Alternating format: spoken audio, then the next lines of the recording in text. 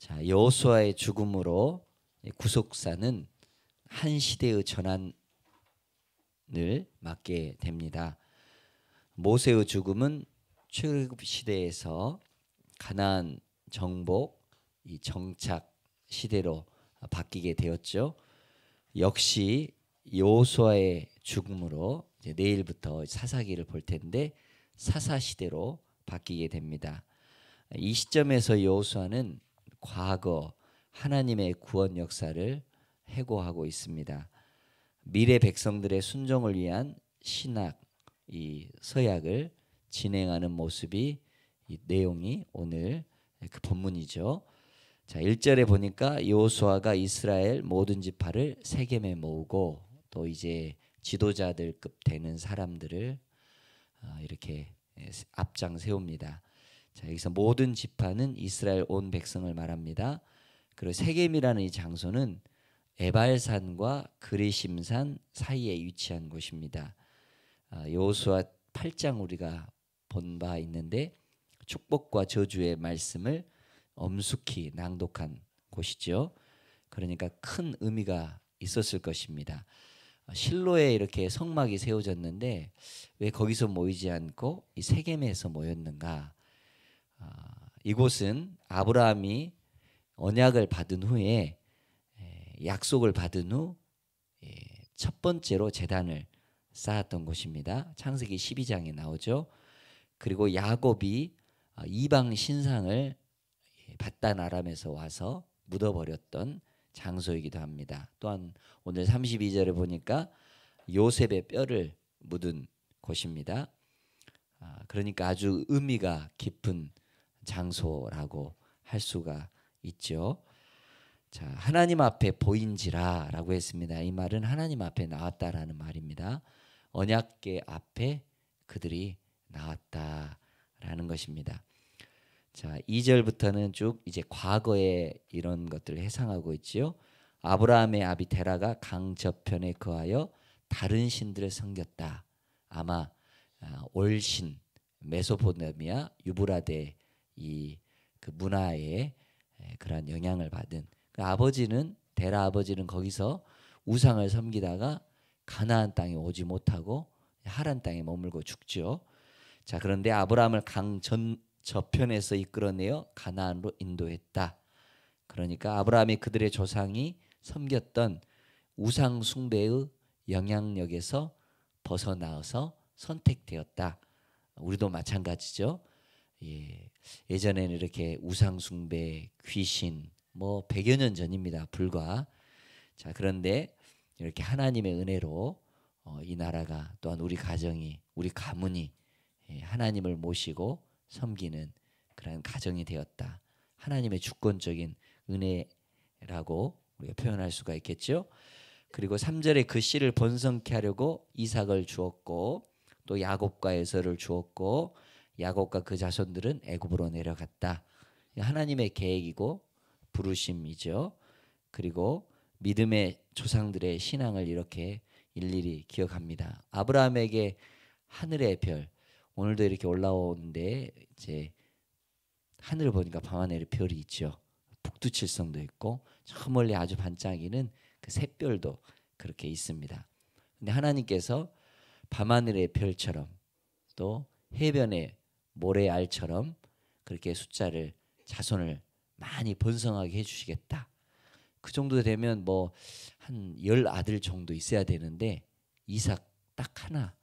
그런데 이제 이삭을 통해서 2사람, 또 야곱을 통해서 12사람, 또 야곱이 애굽에 내려갈 때는 70명 정도 그렇게 불어난 것을 볼 수 있습니다. 그리고 400년이 지나고 어떻습니까?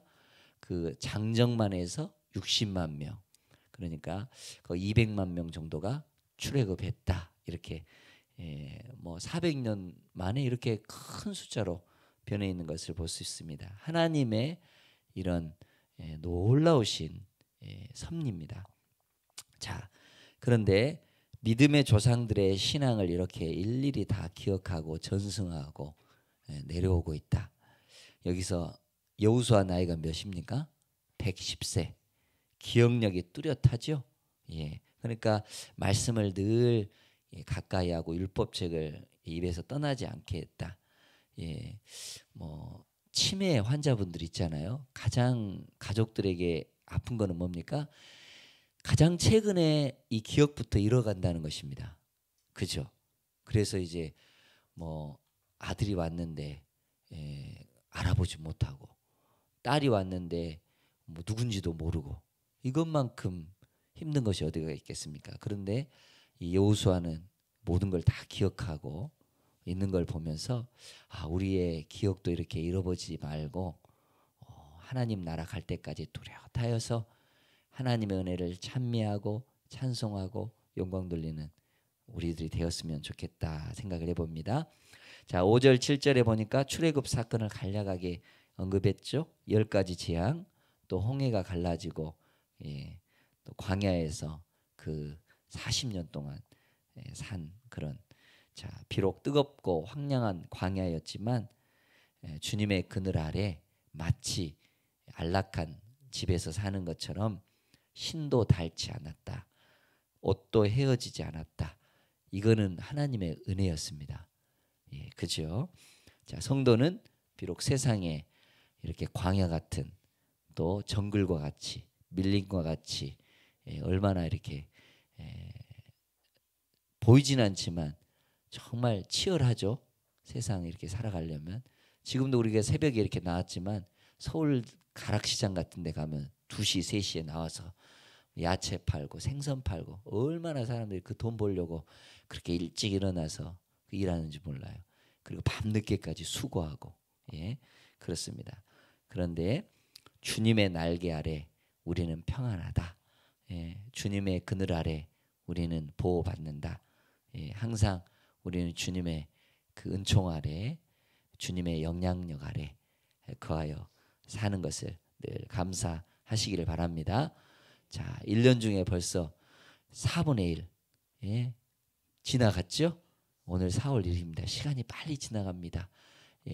그러나 우리 여기까지 보호해 주신 은혜 늘 감사하고 또 하나님께 이렇게 형통하게 해주심을 늘 우리가 묵상하고 또 전하고 읊조리고 그런 삶이 되기를 바랍니다.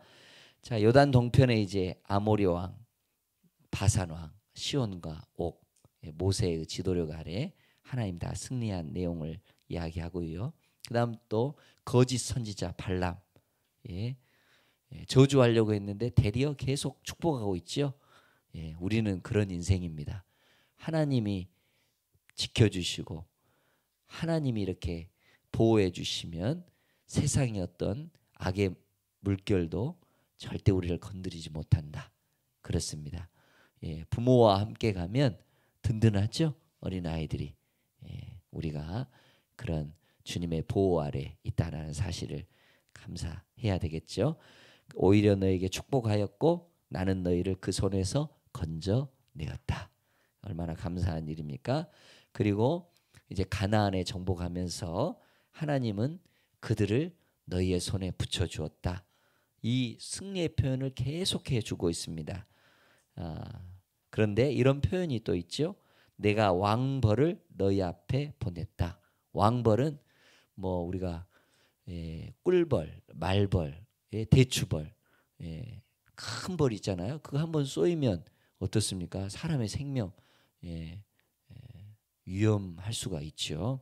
자, 근데 큰 벌을 보내서 이렇게 쫓아내게 해줬다. 이거는 왕벌은 단순히 자연적인 곤충이 아니고 가나안 사람들이 공포를 느끼기에 충분했던 그 어떤 그러한 존재입니다. 결국 하나님의 능력이죠. 전쟁의 승패의 결정적인 요인은 하나님이 함께 하시는 것, 싸워주시는 것, 군대 대장 되어주시는 것, 바로 여호수아, 예수, 우리 승리 인생 돼야 될 줄로 믿습니다. 자, 그리고 13절의 표현은 수고하지 아니한 땅에서, 건축하지 아니한 성읍에서, 그리고 너희가 심지 않은 포도원, 감람나무, 또 파지 않는 우물, 이걸 다 하나님이 주시고 먹여주셨다. 이거 신명기 6장 10절 11절 이스라엘에 들어라 쉐마의 말씀을 잘 너희들이 순종하면 마음을 다하고 성품을 다하고 힘을 다하여 하나님을 사랑하면 이 모든 것 다 주시겠다. 예, 그랬습니다. 자, 그러므로 이제 14절에 하나님을 경외하며 성실과 진정으로 하나님을 섬겨라. 이 섬겨라는 표현이 이제 14절부터 쭉 나와 있잖아요. 그 부분에다가 밑줄을 여러분들 그어 주셔도 좋겠습니다. 지금까지 이스라엘의 모든 역사 가운데 은혜로 섭리하신 하나님의 역사를 이야기한 여호수아는 이제 하나님을 진정 모시고 섬겨라라고 이렇게 촉구하고 있습니다. 신앙의 간증, 체험에서 믿음의 결단과 견고함이 나오죠. 날마다 주님 내 곁에 계셔서 주님 도우심 바라보며 살아갑니다. 이렇게 고백하고 섬기는 우리가 돼야 되겠죠. 그리고 15절에 섬길 자를 오늘 택하라. 예, 우리가 마트에 가도 커피 종류가 참 많이 있지 않습니까? 맥심, 초이스 뭐 여러 가지가 많이 있는데 선택해라. 그 선택의 목은 우리가이죠. 자, 그런데 아브라함 그 조상들이 섬겼던 그 강 건너의 신이라든지 애굽 신이라든지 가나안의 일곱 족속 그 신이라든지 어떻습니까?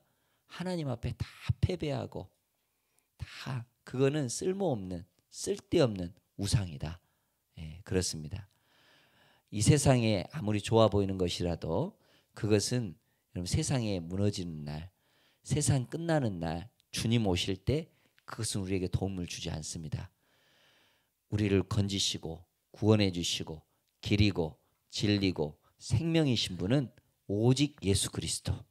예, 우리는 그분을 따릅니다. 그분을 섬깁니다. 그분을 끝까지 쫓습니다. 예, 우리는 하나님과 우상을 겸해서 섬길 수 없죠. 예, 벨리알 귀신 하나님과 어찌 교제할 수가 있겠습니까? 그리고 신앙의 중간지대는 없습니다. 예, 박쥐와 같이 길짐승, 날짐승 편에 섰다가 나중에 예, 둘이 화해하니까 어디 갈 데 없어가지고 이 박쥐가 동굴에 가서 그렇게 있었다. 그런 뭐 우화도 있지 않습니까? 아주 적은 분야에서 함께 힘을 맞춰 발을 맞춰서 그렇게 세상에 우리가 살아갈 수 있지만 우리가 이 땅에서 발을 딛고 살지만 우리의 마음은 영원한 하나님 나라. 할렐루야. 예, 그렇습니다. 물과 기름은 섞일 수가 없는 것이죠. 자, 하나님을 섬기는 것이 인간의 근본 도리이자 또 약속된 복을 받을 수 있는 길이다. 하나님을 섬기며 산다는 것은 하늘 상급 바라보고 사는 것이다. 하나님의 이 백성은 하나님과 이 일대일 관계에서 올바른 신앙을 견지하고 가져야 한다. 예, 그렇습니다. 자, 16절에서 18절은 백성들이 고백하죠. 택하라, 섬겨라. 예, 너희들 어떻게 할래? 그러니까 결단코 하나님 버리고 다른 신을 섬기지 않겠다. 이렇게 답변을 하고 있습니다. 자, 이 두 가지 이유는 어떤 이유입니까? 자, 지금까지 돌봐주신 분이 바로 하나님이시다. 가나안을 정착하게 하고 승리하게 하신 분이 하나님이시다. 그거를 7년 전쟁 또 23년의 그런 분배 거의 한 30년 정도 그렇게 세월이 지나면서 그들이 몸에 배고 하나님의 은혜였다. 그렇게 깨달은 거죠. 그리고 두 번째 이유가 있다면 여호수아의 신앙에서도 아마 영향을 받은 것입니다. 여러분들의 신앙의 멘토는 누구십니까? 또 여러분들의 믿음이 누구에게 전수되고 있습니까? 예, 그리고 이만한 믿음, 이분의 믿음, 참 신앙의 이 귀한 리더 이분 때문에 내가 여기까지 신앙을 지키고 또 아름답게 고귀하게 따라갈 수 있다. 이렇게 이런 멘토 또 이런 신앙의 기념비 같은 분들이 있어야 되겠지요. 자, 이제 19절에서 28절 보니까 신앙적 결단을 촉구하는 여호수아의 이 요구에 백성들이 응답을 하고 그런데 다시 당부를 하죠. 예, 여러분들 저도 이 시골에서 이제 부모님 고등학교 때 이렇게 김치 같은 거 싸주고 이제 저희들 공부하러 오면 꼭 한 가지씩 당부를 해주십니다. 좋은 친구 사귀어라. 예? 나쁜 친구 꼬임 받지 마라. 그리고 또 공부에 열심히 충실해라. 뭐 다 아는 사실이지만 다시 부모님이 이렇게 동구 밖에 이렇게 가기 전에 버스를 타기 전에 한 번 더 얘기를 해주고, 또 용돈 이렇게 있으면 혹시 이렇게 엄한 데 쓰지 마라. 이렇게 당부를 해주시지 않습니까? 여호수아도 그렇게 다시 당부를 해주고 있습니다. 죄의 유혹에 넘어갈 것을 너무나 잘 알고 있었기 때문에. 그런데 사사기로 이렇게 넘어가는데 어떻습니까? 여호수아와 그 신앙을 같이 있었던 그 장로들이 있을 때는 다 신앙 믿음 생활 잘했지만 그분들이 다 죽으니까 어떻습니까? 바로 또 타락하고 죄 짓고. 그게 우리의 속성인 것 같아요. 그러니까 우리가 주일날 와서 하나님 말씀 배우고, 또 주일이 또 이렇게 너무 머니까 또 수요일날 와서, 그리고 또 이렇게 매일매일 이렇게 하나님의 말씀을 더 깊이 새벽에, 그렇게 해야 우리의 신앙이 흔들리지 않고 세상 물들지 않고 온전히 믿음의 생활을 할 수 있다라는 것입니다. 자, 그래요. 그래서 다짐을 받으란 제 비로소 이제 언약을 세우고 기념비를 세워 세겜의 그런 재갱신을 하고 있습니다. 자, 여기서 세겜의 언약의 갱신 보니까 25절에 율례와 법도를 세웠다. 이거는 성문법, 불문법 절대 변하지 않는 그런 말씀의 법이라는 것입니다. 그리고 율법책에 기록하고 어떻게 했습니까? 한 가지 더, 큰 돌을 26절에 취해서 상수리 나무의 아래 세웠다. 그리고 27절에 어떻습니까? 우리가 이렇게 서로 한 그 이 약속들, 약조들이 어떻습니까? 이 돌이 들었다. 그죠? 돌이 마치 생명을 가지고 있는 것처럼 표현하는 것이 흥미롭죠. 이 돌이 들었다. 자, 그래서 그렇게 약속을 갱신하고 이제 28절에 각기 기업으로 돌아가게 하였다. 이제 여호수아는 고별사를 한 후에 언약의 갱신을 하고 기념비를 세우고 그의 공적인 모든 활동이 이제 마감하였다. 그리고 백성들을 해산하여 기업으로 돌아가고 자기 땅 딥낫 세라로 돌아가서 임종을 맡게 되었다. 얼마나 아름다운 결론입니까? 우리의 인생도 이렇게 아름다운 결론을 맺어야 되겠죠.